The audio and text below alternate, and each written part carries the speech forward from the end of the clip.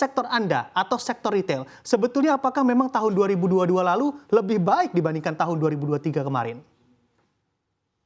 Ya benar sekali Pak Bram. Jadi apa yang terjadi di konsumsi rumah tangga atau khususnya di sektor hilir, sektor retail, kami mencatat ada penurunan untuk tahun 2023 dibanding tahun 2022. Ya tentunya terindikasi dari pertumbuhan ekonomi kita yang hanya 5,05% full year 2023 dibanding dengan 2022 hampir sekitar 5,3 ya, 5,25%.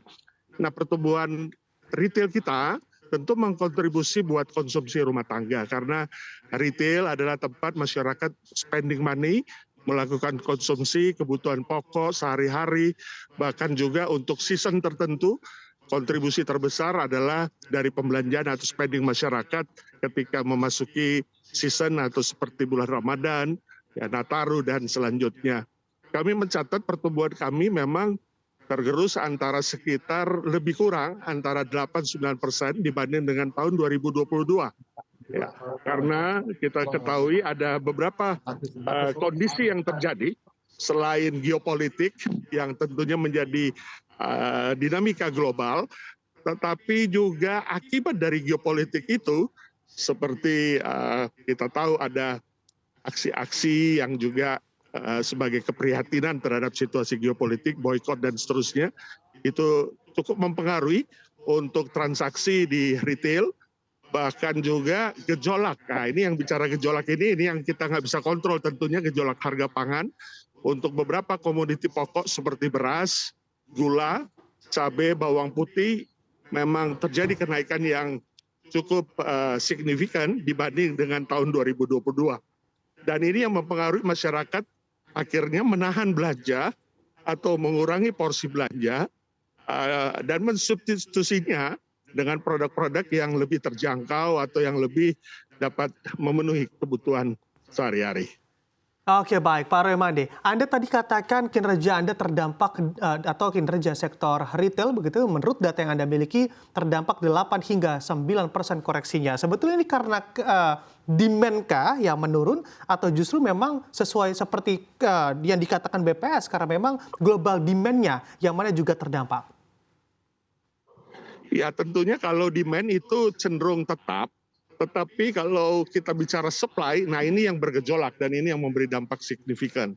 Sehingga demand-nya tidak bisa terpenuhi. Ya, untuk beberapa kelas atau level masyarakat tentunya menengah ke atas tidak terlalu bermasalah untuk spending money.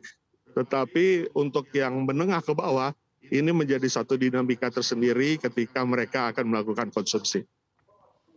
Oke, baik. Saya akan beralih ke Pak Anggito. Pak Anggito, mengamati juga data yang tentunya sudah di-share begitu ya oleh BPS, memperlihatkan tahun 2023 pertumbuhan ekonomi kita tidak lebih baik dibandingkan tahun 2022, walaupun secara kuartalan masih cukup baik.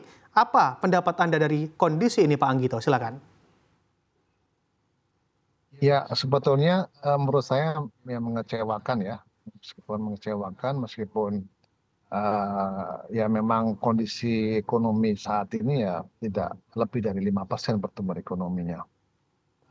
Kenapa saya katakan mengecewakan? Pertama karena meskipun pertumbuhan ekonomi dunia menurun, tapi kalau kita lihat pertumbuhan ekonomi Cina, pertumbuhan ekonomi Jepang, pertumbuhan ekonomi India yang merupakan motor dari penggerak dari perekonomian Indonesia itu meningkat semua pertumbuhannya.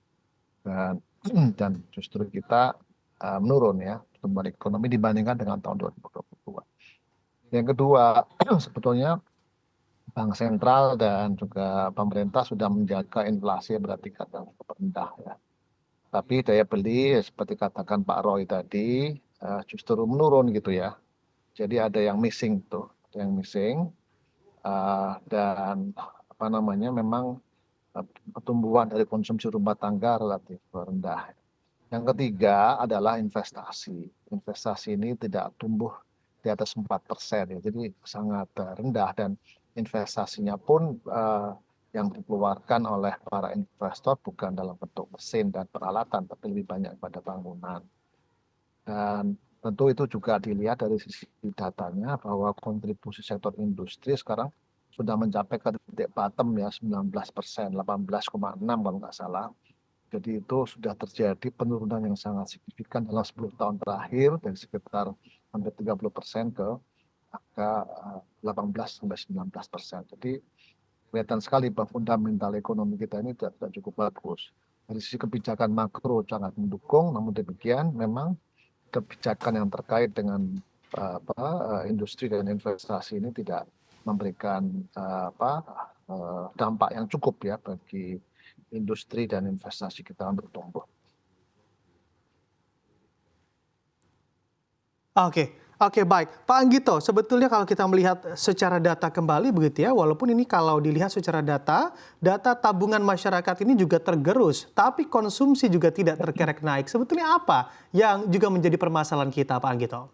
Ya, memang banyak yang wait and see ya, karena kondisi tahun politik ya, wait and see. Namun saya sih masih melihat ini masih ada missing link ya, ada apa yang terjadi. Sebenarnya apa yang terjadi kalau kita lihat tadi, Anda benar sekali, dana masyarakat berkurang, ya tergerus, berarti kan masyarakat mengambil duit, tapi duitnya nggak di-spend. Lalu kemudian dia investasinya di mana? Mungkin di portofolio yang lain ya.